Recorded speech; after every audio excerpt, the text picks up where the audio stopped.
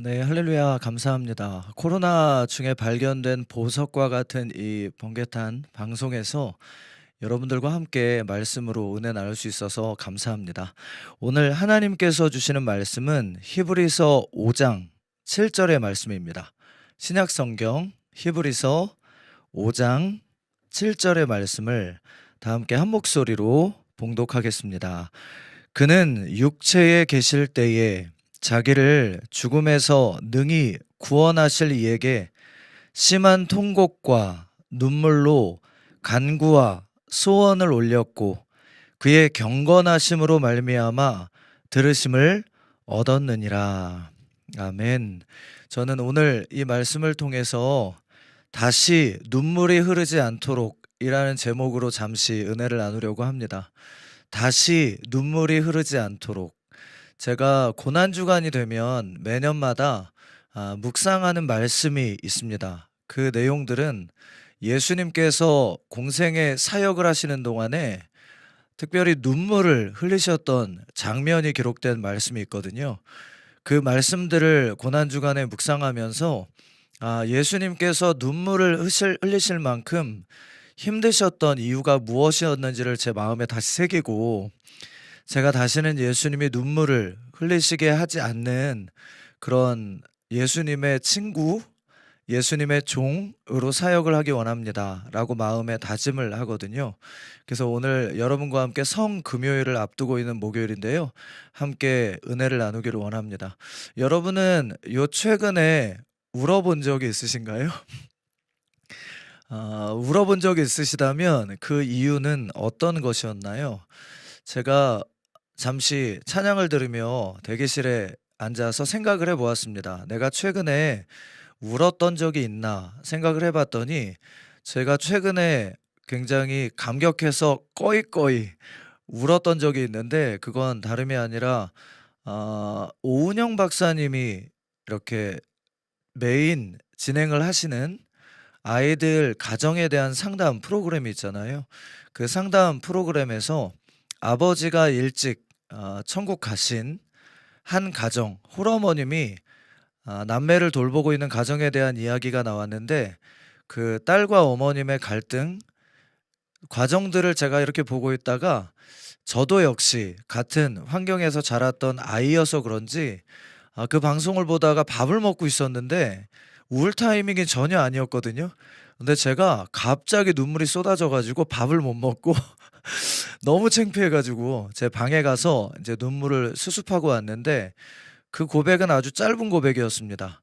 아버지가 돌아가신 이후에 아픔을 말하지 못했던 그 어린 중학교 아이가 상담 과정을 통해서 했던, 눈물을 흘리면서 했던 고백이 무엇이었냐면, 아빠한테 미안하다는 고백을 한 거예요. 지켜주지 못해서 미안하다고.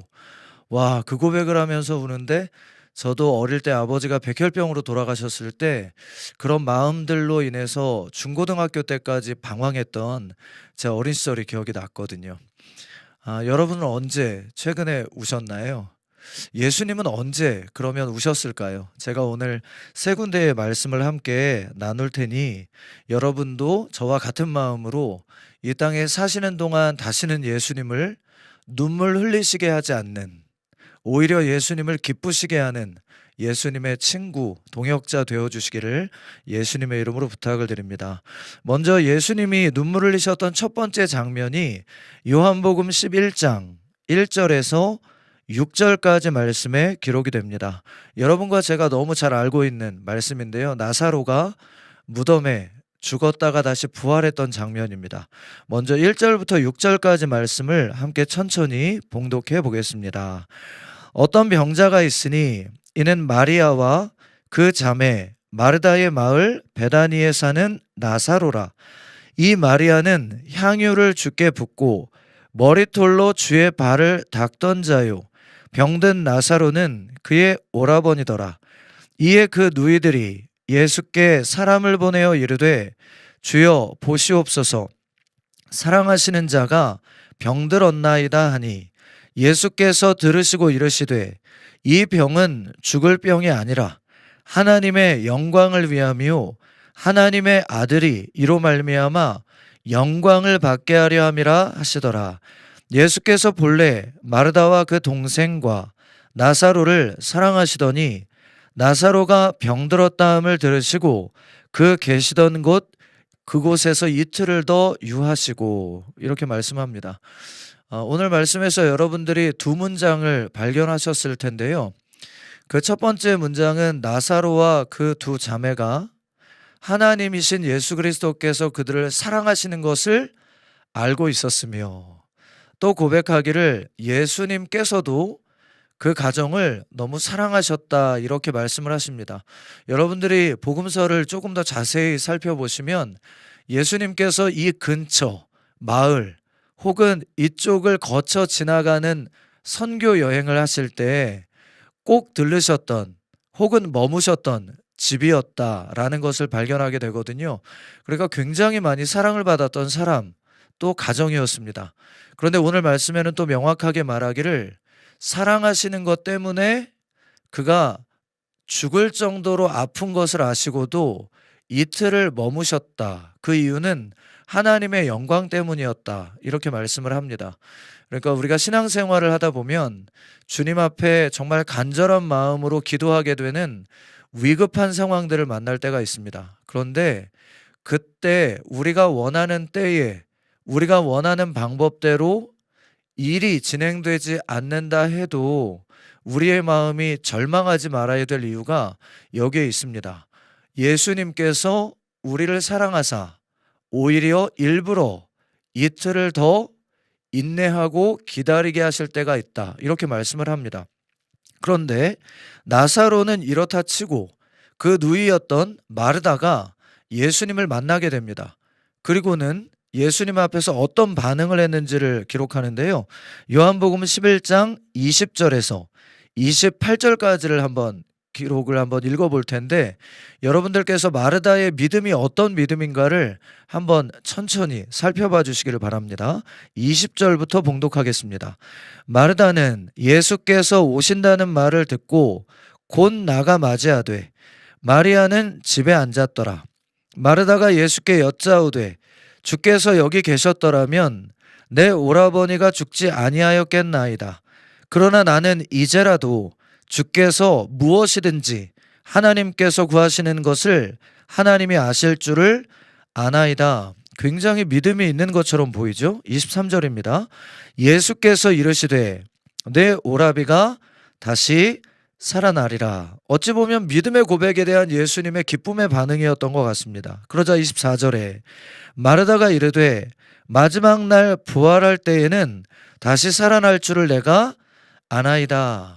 예수 그리스도가 원하시는 믿음이 아니라 내 믿음에 갇혀 있는 것입니다. 25절에 보니 예수께서 이르시되 나는 부활이요 생명이니 나를 믿는 자는 죽어도 살겠고 무릇 살아서 나를 믿는 자는 영원히 죽지 아니하리니 이것을 내가 믿느냐? 믿음을 확인하십니다. 네가 지금 믿음이 있다고 말하는데 정말 올바른 믿음이냐? 이 질문이죠. 27절에 이르되 주여 그러하외다. 주는 그리스도시요 세상에 오시는 하나님의 아들이신 줄 내가 믿나이다. 아직도 믿음을 착각하고 있습니다. 28절입니다. 이 말을 하고 돌아가서 가만히 그 자매 마리아를 불러 말하되 선생님이 오셔서 너를 부르신다 하니. 지금 예수님께서 마리아를 부르셨나요? 마르다가 이야기를 예수님과 나누다가 도저히 대화가 안 되는 것 같으니까 그냥 돌아간 겁니다. 그리고는 예수 그리스도에게 그 마리아를 달려가서 만나도록 소개를 하는 장면이 기록이 된 것이죠. 지금 말씀을 읽으면서 여러분들이 발견하셨겠지만 우리가 믿음이 있다고 착각할 수가 있구나 라는 걸 발견하시게 됐을 거예요. 그러니까 우리는 열심히 신앙생활을 하는 것 같고 예수님의 뜻을 혹은 기쁨이 되는 것 같은데 이상하게도 주님 앞에서 때로는 믿음이 전혀 없는 상태로 믿음이 있는 줄로 착각할 수가 있다. 이걸 기억해야 되는 거죠. 한국교회와 성도님들은 어떨까요?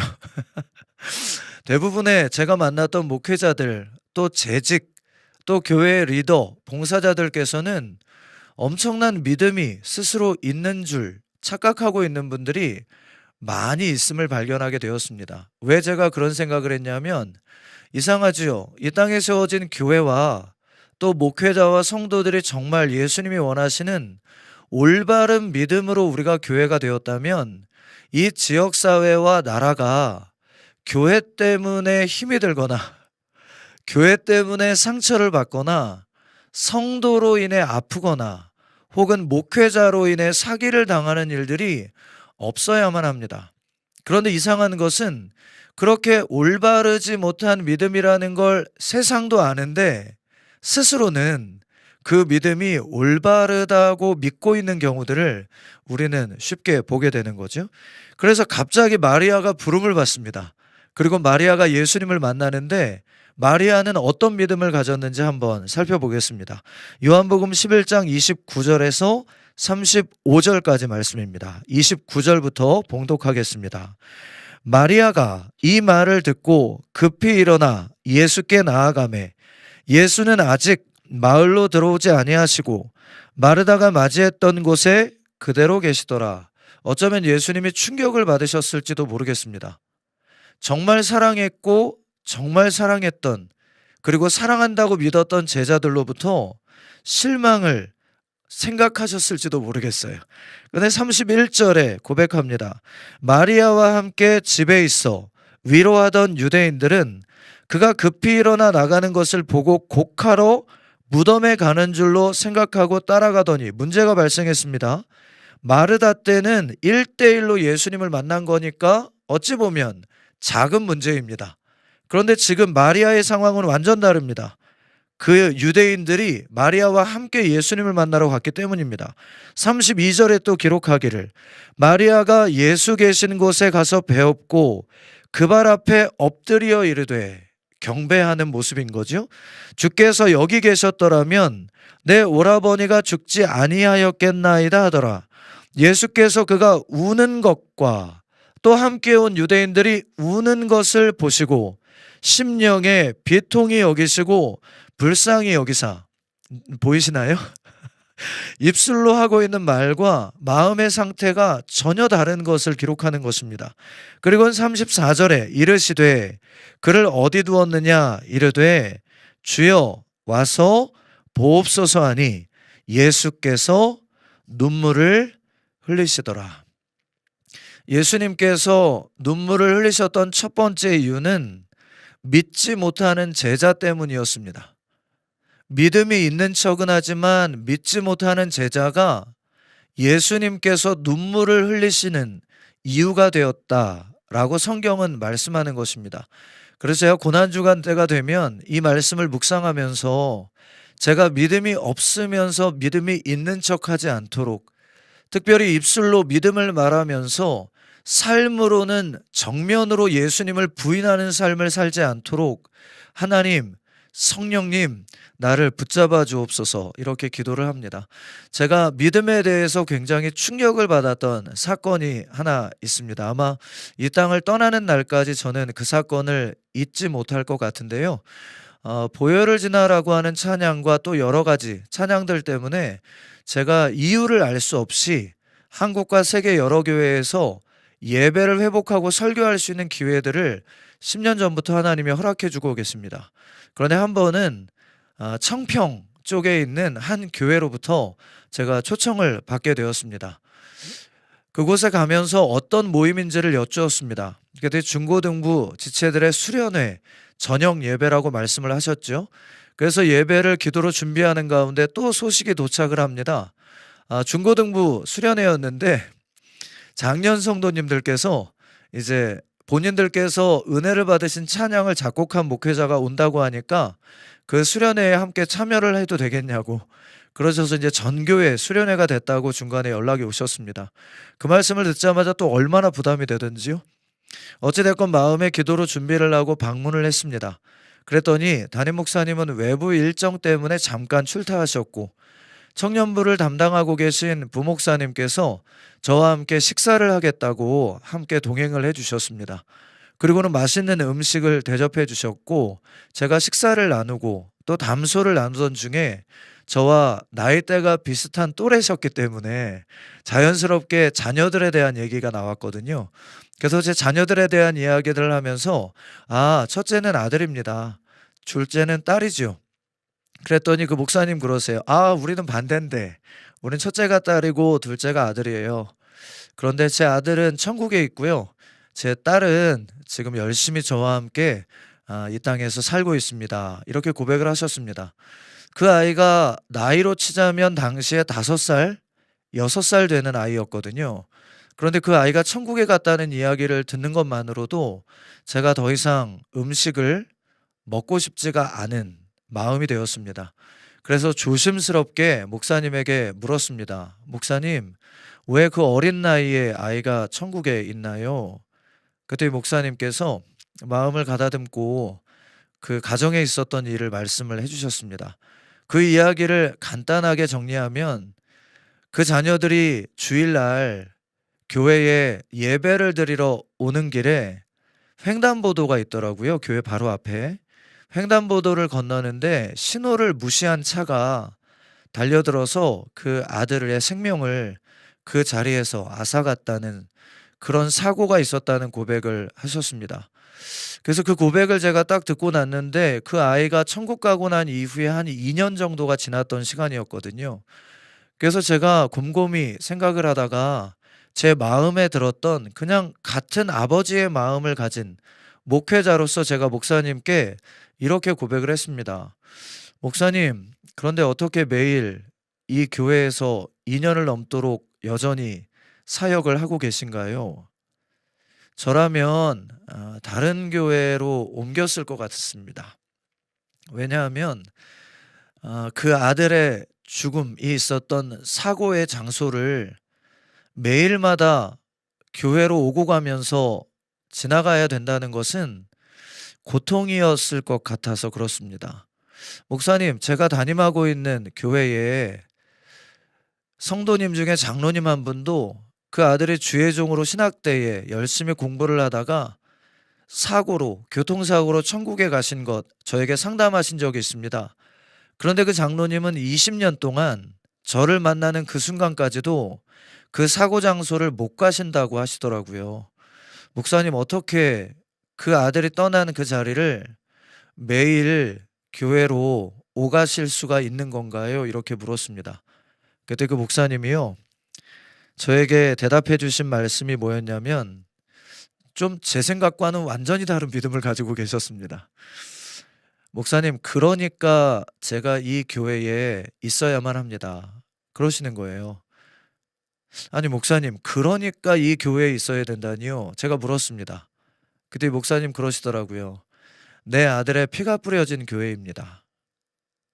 내 아들의 생명이 바쳐진 교회입니다. 그 아이는 그날 예수님을 사랑하는 마음 때문에 예배에 오고 있었습니다. 그리고 그 아들이 오려고 했던 그 예배가 드려지는 장소는 지금 제가 목회하고 있는 교회입니다. 목사님, 제가 이 교회를 지켜야 되는 이유입니다. 그리고 제가 이 교회를 예수님이 꿈꾸신 교회로 세워져 갈 수 있도록 도와야 하는 이유입니다. 오히려 저는 그 횡단보도를 건널 때마다 마음에 다짐을 합니다.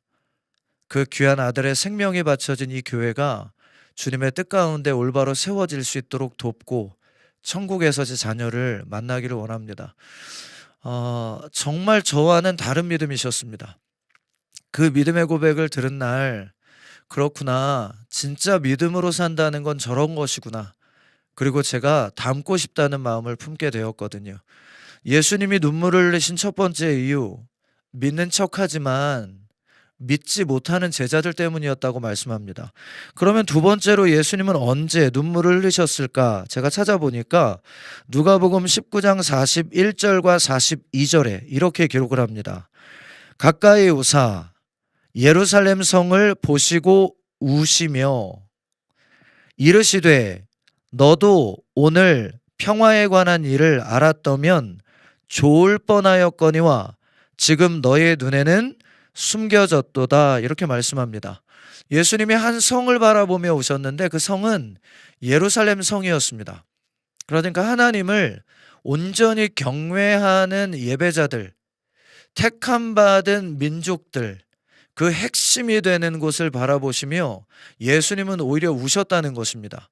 그 구체적인 이유가 예레미야 5장 20절에서 25절 말씀을 보면 조금 짐작할 수 있도록 기록이 되어 있습니다. 말씀하시기를 너는 이를 야곱 집에 선포하며 유다에 공포하여 이르기를 어리석고 지각이 없으며 눈이 있어도 보지 못하며 귀가 있어도 듣지 못하는 백성이요 이를 들을지어다.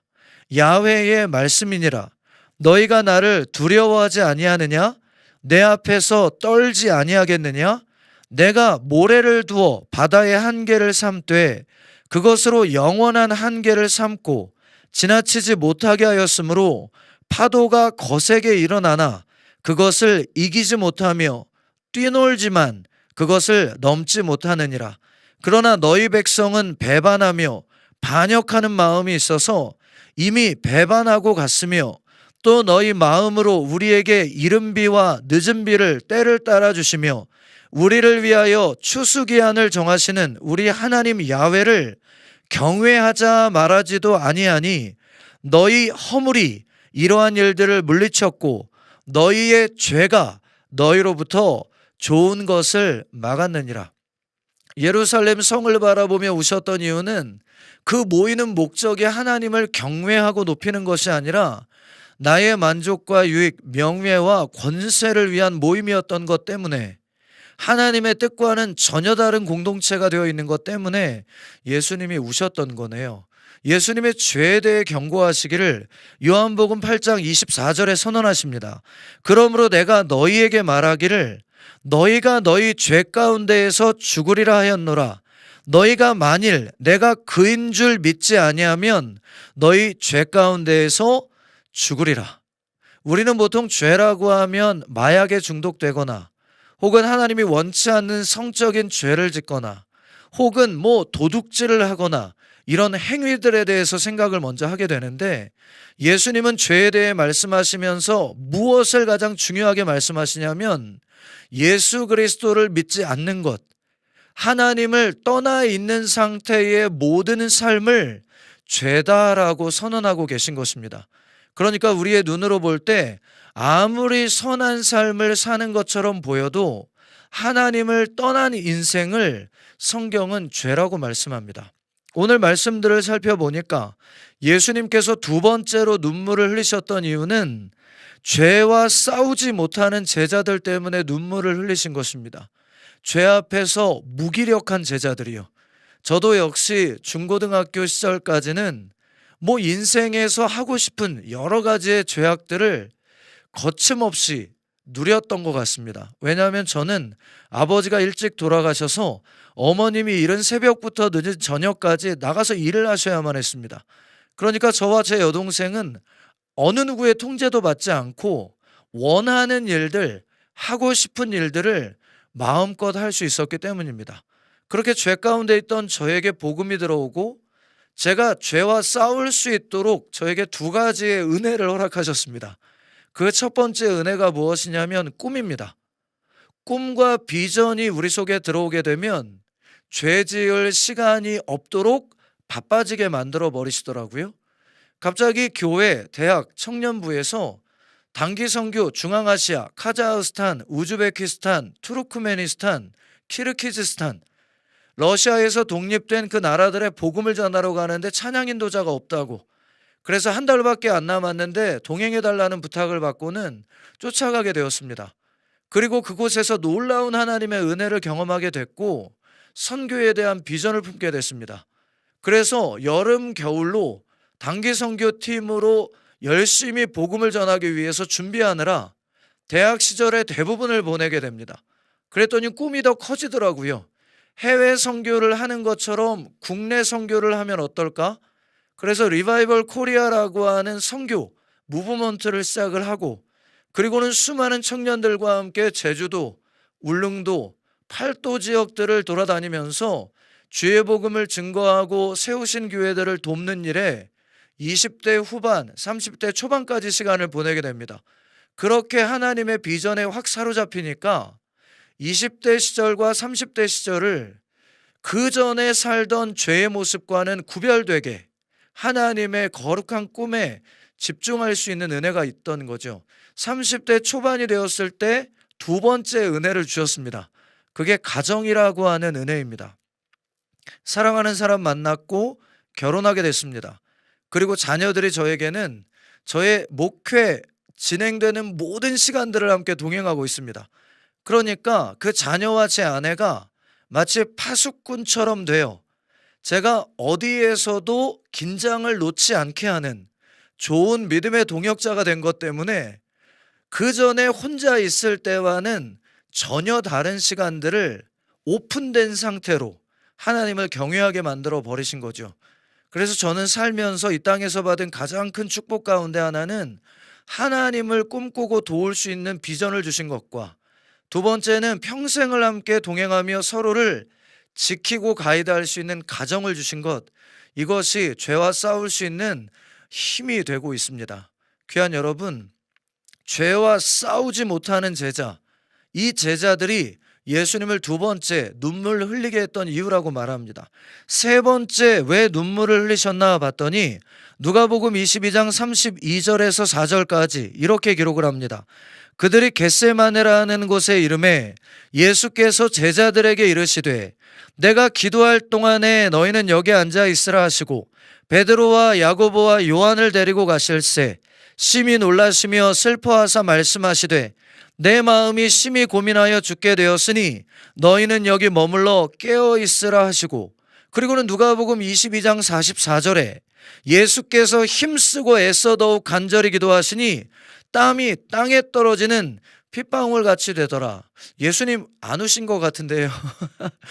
제일 처음 읽었던 히브리서 5장 7절 말씀이 기억이 나시나요? 히브리서 5장 7절에 다시 선언하시기를 그는 육체에 계실 때에 자기를 죽음에서 능히 구원하실 이에게 심한 통곡과 심한 눈물로 간구와 소원을 올렸고 그의 경건하심으로 말미암아 들으심을 얻었느니라. 세 번째 예수님이 왜 눈물을 흘리셨나 살펴봤더니 영혼 구원을 위해 기도하시는 예수 그리스도의 기도를 돕지 못하는 제자들 때문에 예수님은 울고 계셨다라고 성경은 말하는 것입니다. 기도하지 못하는 제자들이요, 기도의 능력을 잃어버린 제자들 말이죠. 그래서 제가 지난 주일 고난주간 특별 새벽 기도회를 지금 대한민국 교회들이 회복하는 중에 있잖아요. 주일 예배 설교 때 성도님들에게 이런 말씀을 드렸습니다. 지금 우리가 만난 가장 큰 위기는 코로나도 아니고 전쟁의 공포도 아닙니다. 코로나 3년 기간을 지나면서 한국 교회가 예배의 힘과 기도의 결단을 잃어버리고 있는 것입니다. 지금은 법적으로 나라가 제재하지도 않습니다. 원하기만 한다면 누구든지 교회에서 새벽을 깨우며 기도로 이 영적 싸움을 싸울 수 있습니다. 그런데 문제는 모든 환경이 열렸음에도 불구하고 3년간의 신앙의 패턴에 완전히 중독이 돼요. 기도하기를 원하는 소원이 있지만 기도할 수 있는 힘을 잃어버렸고, 예배를 드려야 한다는 마음은 있지만 현장 예배에 가지 못하는 마음의 좌절을 여전히 끌어안고 있다면 우리는 예수 그리스도를 다시 울게 하는 예수 그리스도의 제자의 자리에 앉게 될 것입니다. 그렇게 제가 담임하고 있는 교회의 성도님들에게 마음을 나누었거든요. 귀한 온라인으로 참여하고 있는 예배자 여러분, 다른 것 때문에 예수님은 울지 않으셨습니다. 믿는다라고 말하면서 믿지 못하는 제자들 때문에, 죄와 여전히 싸워야 함에도 불구하고 그 싸움을 포기한 것처럼 보이는 제자들 때문에, 영혼 구원을 위해 기도하고 계신 예수 그리스도의 기도를 도울 수 없을 만큼 기도의 권능과 능력을 잃어버린 제자들 때문에 예수님은 공생의 기간 동안 눈물을 흘리셨다고 말씀하십니다. 고난주간을 지나며 마음에 결단하기를 원합니다. 주님 이 땅에 잠시 머무는 동안 예수님을 기쁘시게 하는 제자로 살겠습니다. 성령이여 오늘도 우리를 붙잡아 주시고 능히 주님 오시는 그날까지 승리할 수 있도록 인도하여 주옵소서. 그렇게 기도로 또 내일 새벽을 승리하는 저와 여러분 되기를 원합니다. 기도하겠습니다. 주님 감사합니다. 이와 같이 어려운 시기에 번개탄이라고 하는 귀한 온라인 방송을 통해 멈추지 않는 예배와 찬양, 기도가 회복되게 하신 은혜를 감사합니다. 특별히 고난주간을 지나며 그 누구보다 예수님의 마음을 아프게 했던 제자들의 모습을 묵상하고 내가 주님 앞에 그런 제자가 아닌지를 뒤돌아보며 주님 원하시는 믿음의 길, 십자가의 길로 걸어가기를 결단합니다. 성령 하나님 오셔서 오순절 마가다락방에 제자들에게 강하게 역사하사 예수님을 후회 없이 사랑하되 죽기까지 사랑하게 하신 것처럼 오늘 이 귀한 저녁 예배로 함께하고 있는 모든 제자들에게 성령이여 강하게 임하시고 역사하셔서 예수님을 사랑하는 마음이 죽음을 이길 수 있도록 힘과 능력이 되어 주옵소서. 예수님의 이름으로 감사하며 축복하고 기도드리었습니다. 아멘.